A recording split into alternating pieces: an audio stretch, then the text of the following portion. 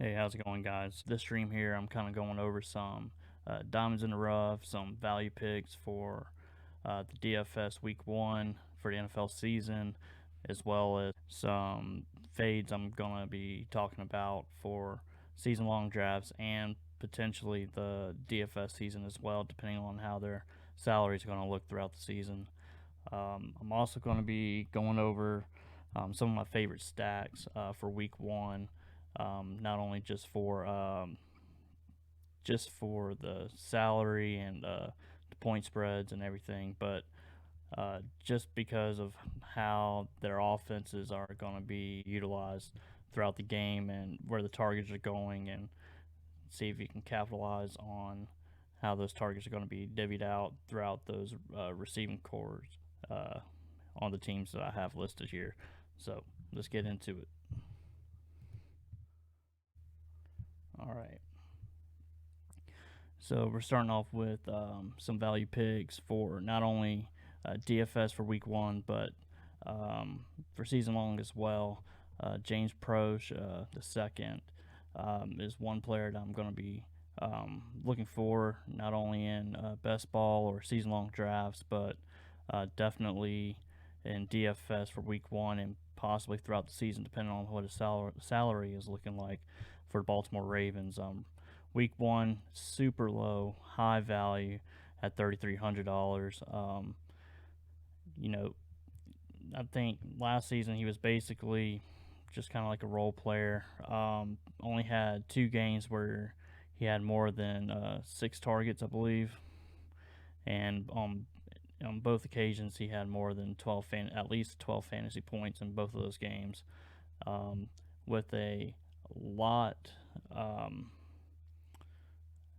with only 2 true pass catchers, with Marquise Brown leaving, Sammy Watkins leaving. It's only leaving Mark Andrews and Rashad Bateman eating away at all those targets. So they need another guy to step up. And in the second year in the offense, I think James Proche is going to be that true wide receiver 3 for the Baltimore Ravens this upcoming season. And because of that, I think you'll end up seeing his salary probably in the 5,000s if he starts peaking at the ceiling that I think he's capable of. You may even see him in the 6,000 range by the end of the season. But early on, especially the first half of the season, um, it's definitely going to be a huge value going forward. Um, but right now, I think he's going to be one of the top value picks for DFS for Week 1. All right, our second guy, Braxton Berrios. So um, Braxton Berrios right now, best ball, I think his average ADP is going at 225. Basically, he's going in the last 2 or 3 rounds in the draft. For Week 1 DFS, it's at $4,000. Obviously, we know Zach Wilson's going to be out for an extended period of time, but they got Joe Flacco at the helm for quarterback for the New York Jets. So um, Braxton Berrios, I mean, at $4,000, more than capable than paying off that salary point, regardless of who's that quarterback. Obviously, much prefer Zach Wilson over Joe Flacco. Not not to say that Joe Flacco's a scrub or anything like that. Obviously, he has a ring for a reason.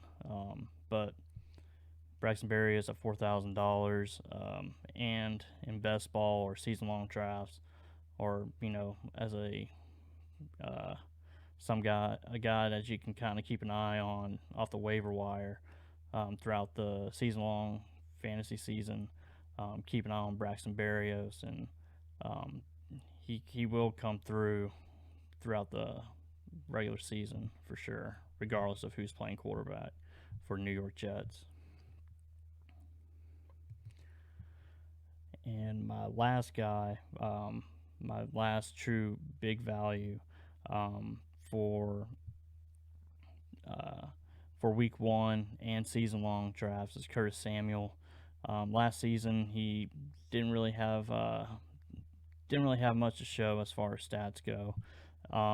Obviously, he was a true wide receiver too when he was in Carolina with the Panthers alongside of DJ Moore.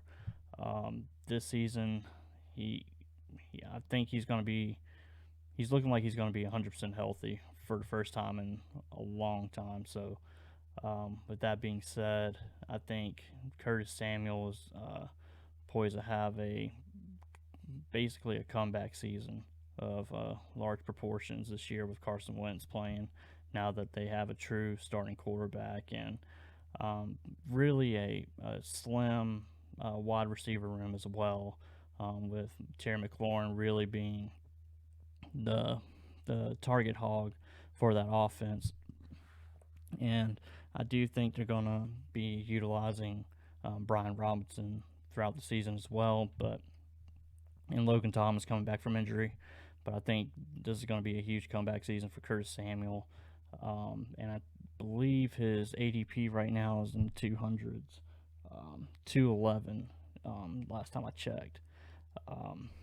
For season long drafts, let's see what he's going at price range for DFS specifically for week one. $4,200. So definitely feel like he's going to be capable of paying off at that price point. Again, last season he wasn't 100% healthy. He hasn't been healthy for basically 2 years since he's been with Washington. So definitely going to be the true wide receiver two for that offense behind Terry McLaurin and Carson Wentz, who isn't exactly an elite quarterback by any means, but a true starting quarterback in the NFL. So when it's not Taylor Heineke playing quarterback for the Commanders, I definitely believe Wentz will raise Curtis Samuel as far as his value goes. Let's go into some of my favorite stacks for DFS this week one specifically for the 13-game slate. We're going to start with Arizona Cardinals. Believe they're going to be one of the higher total games of the week for week one. To start off, we'll go with Kyler Murray at 7,200. Again, he's going to be higher up in price for the quarterback position, which you want to pick a quarterback between about the $6,400 range, below 8,000, which everybody's going to be. All your top quarterbacks are going to be for week one. Further on in the season, it won't be that way, just because they're going to be a little bit sharper as far as setting their salary points, salary positions and everything. But starting with Kyler Murray, I believe that he's going to be lower owned than Patrick Mahomes, Justin Herbert, maybe even Jalen Hurts. But for some reason, especially in best ball, he's been going so much later than Herbert, Mahomes, Allen, which he's not on the slate, but I think there's going to be some value there, not only because of where his price point is in DFS, but more so what the receivers are going at. So again, Marquise Brown, 6,200, and then you got AJ Green and Rondale Moore at 4,000, 4,600, 4,000 respectively. And then if you wanted to go look at Zach Ertz at 4,400. Again, because of where the wide receivers are as far as their price point, I feel like there's going to be a huge value there and leave some salary remaining to build around that lineup. And going back to that stack, if you want to bring back player, you can do that as well for that game. At a very affordable price point with Juju Smith, MVS, Mecole Hardman, Sky Moore, which is very, very doable for that game. So that's one of that's one big reason why I like the Kyler Murray stack, double stack, and bring back for Week 1. Um, let's see, another big point of emphasis I'm going to be taking for Week 1. It's going to be this stack here with Jalen Hurts. Again, for some of the same reasons as Kyler Murray, with with the price point at $6,800, obviously cheaper than Kyler Murray, but you're going to be looking at a higher floor, being that Jalen Hurts is obviously a better runner or a more established runner than Kyler Murray.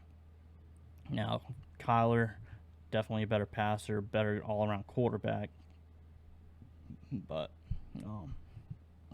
excuse me. Jalen Hurts definitely has the ability to put up high 20s, 30-point fantasy days with his ability to run the football, as he's shown last season. And it's just a little bit more boom or bust with him. Obviously, you're going to have some weeks where he's just going to lay an egg at the quarterback position. But then you have weeks where he can be a huge contributor with his legs as well through the air. And kind of to the similar point as Kyler Murray, you're going to have some pretty affordable pass catchers for A.J. Brown coming from Tennessee. Then second season with Devontae Smith, who he's already got some chemistry with from last season. Had a pretty respectable fantasy season last year as well. Started off hot, had some big games, obviously had some duds as well. But I feel like there were some growing pains as far as entering the NFL. Obviously, with the relatively young quarterback throwing him the ball. Then you got Dallas Goedert as well at 4,500, who's going to be a big focus point in that offense as well. So again, Jalen Hurts stack with A.J. Brown, Devontae Smith, Dallas Goedert, and then obviously it's going to be relatively easy to have a bring back player as far as price point is concerned. Amon-Ra St. Brown at $6,100, and then you got DJ Chark at $4,800. You could also go double tight end with T.J. Hawkinson if you wanted to go that route. And this is one of few situations where you can go running back as well as a bring back player when trying to correlate your lineup. With DeAndre Swift, obviously you're going to have to pay up for him, but it's at the running back position, so you want to get as much value as you can at that position group. So Jalen Hurts is another big-time stack that I'm looking at along with Kyler Murray. And so for my last stack, I have Trevor Lawrence on the other side of the Washington Commanders. So if I can click on the right thing. So Trevor Lawrence, $5,600 against the Washington Commanders, who's without Chase Young. Obviously, they're playing against a very widely known defensive-minded head coach in Ron Rivera. But on the other side of that, you got Doug Peterson working with Trevor Lawrence this season, one of the better offensive minds in the NFL. So you got Trevor Lawrence at $5,600, massive value, I think, at that position for quarterback. And it's going to be really easy to stack with as well with Travis Etienne. You're also going to have Christian Kirk, Marvin Jones Jr.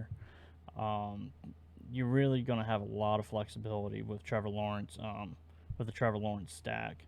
So, I mean, if you wanted to go Trevor Lawrence, you can go Christian Kirk and Travis Etienne And if you wanted to do a bring back player with, as I mentioned earlier in the stream, a Curtis Samuel, or even if you wanted to pay up and go after a Scary Terry there, I mean, you're still looking at a $5,400 price point, and just really, really creates a lot of flexibility for your DFS lineup.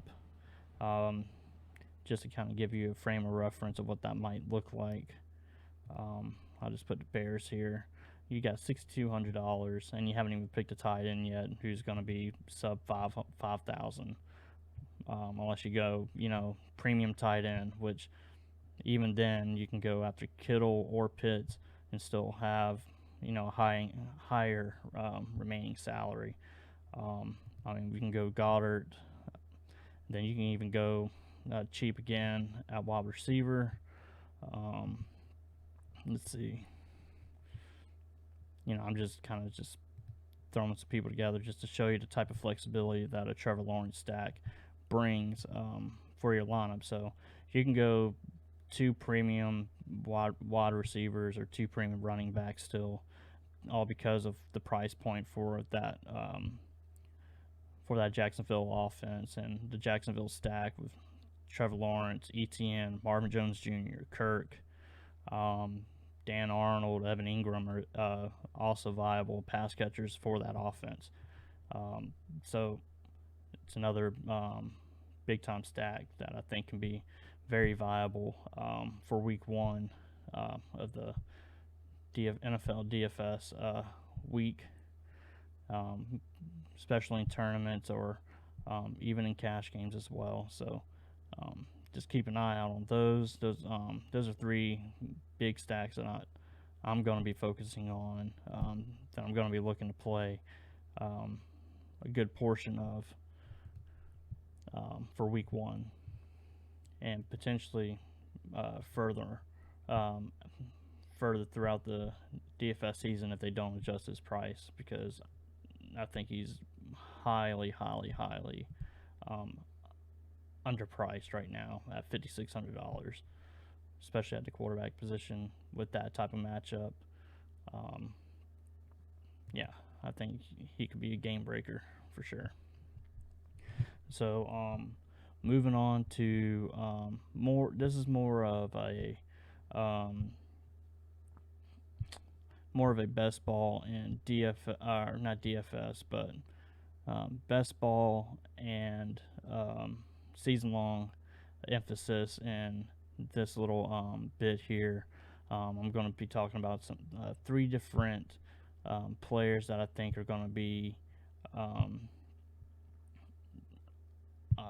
too high for me to really feel comfortable with some of the concerns I have going into the season. Starting off with Cooper Kupp. So Cooper Kupp last season obviously had a historical season as a wide receiver. Basically, if you had him, if you didn't make the playoffs, you went terribly wrong everywhere else on your roster. He basically won your league outside of Jonathan Taylor or Josh Allen or whatever. But I think this season here is going to be vastly different for a multitude of reasons. Last season I believe he had 192 targets, but with the addition of Allen Robinson, with different offensive coordinator, different passing game coordinator, leaving to go to Minnesota, I think he's going to be in for a lot of regression this season.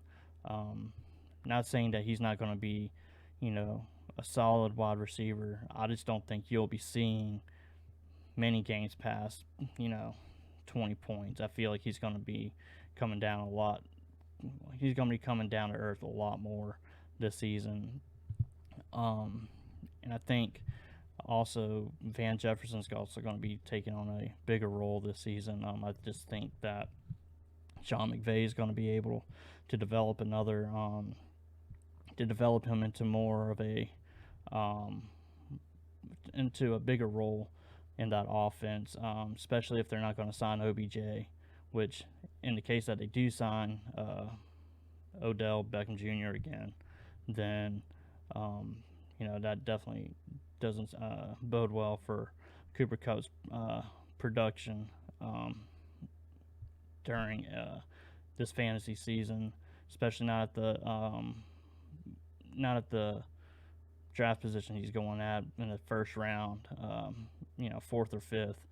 I think I've seen him go one for the first pick in the DFS, or not DFS, best ball and season long draft. So for me, it's just too many questions, too many variables in there for me to truly feel comfortable with him being drafted that high in best ball and season long drafts. Not to mention the nagging injury that Matthew Stafford has with his elbow. As much as McVay, Stafford have played it off at his age, basically the football miles he has on his body, I just feel like he's going to be showing a little bit more wear and tear on his body this coming season. So Cooper Kupp's not going to be a guy that I'll be getting a lot of as far as DFS, best ball, or season-long drafts. All right, let's see. My next guy is Tom Brady. Now, I know I've talked about him in previous streams, previous videos about how he's relatively easy to build stacks with in best ball, how he's relatively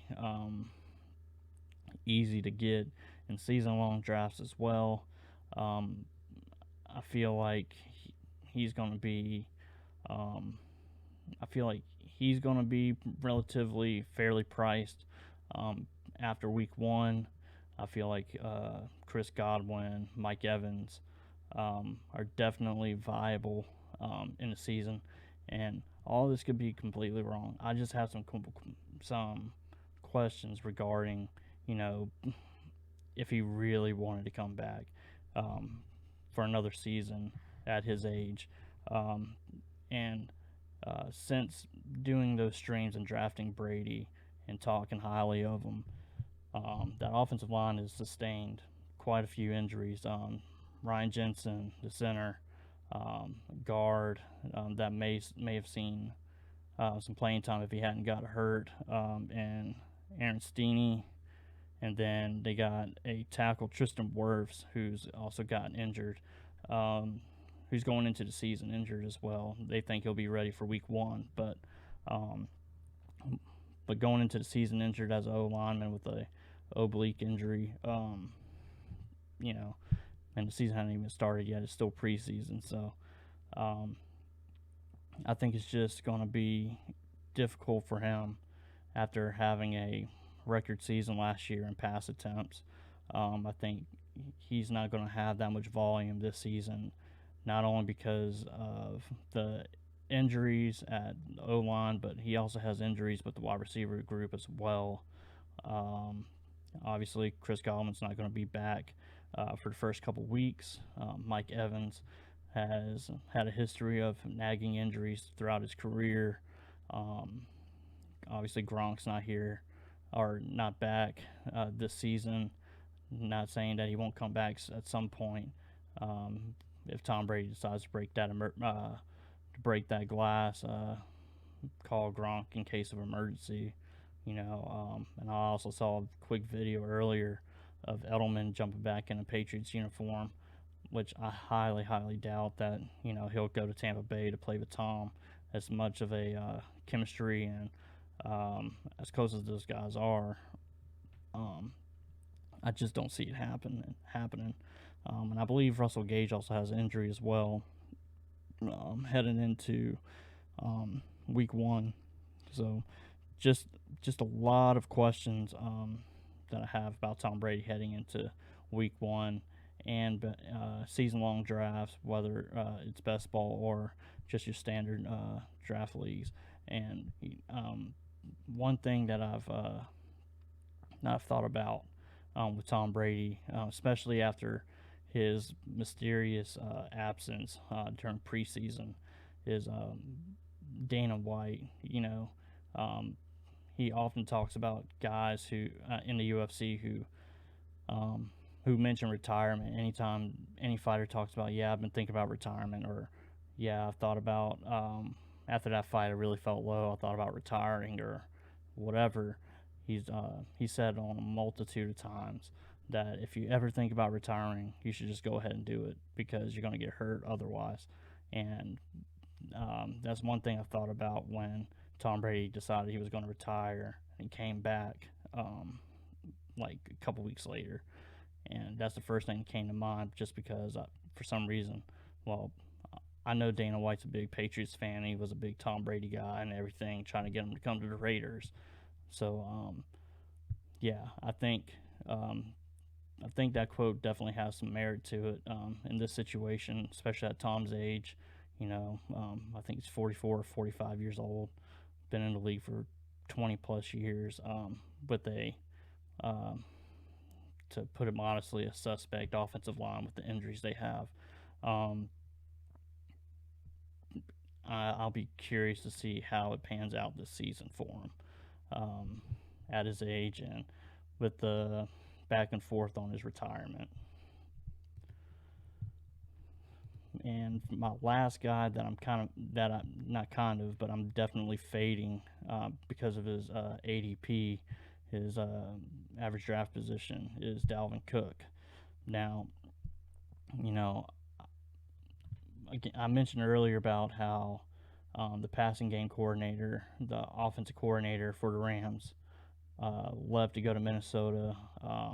O'Connell, now the head coach, and I believe what's his name, Wes Phillips, is now the OC for the Minnesota Vikings. Both guys very very keen on the passing game.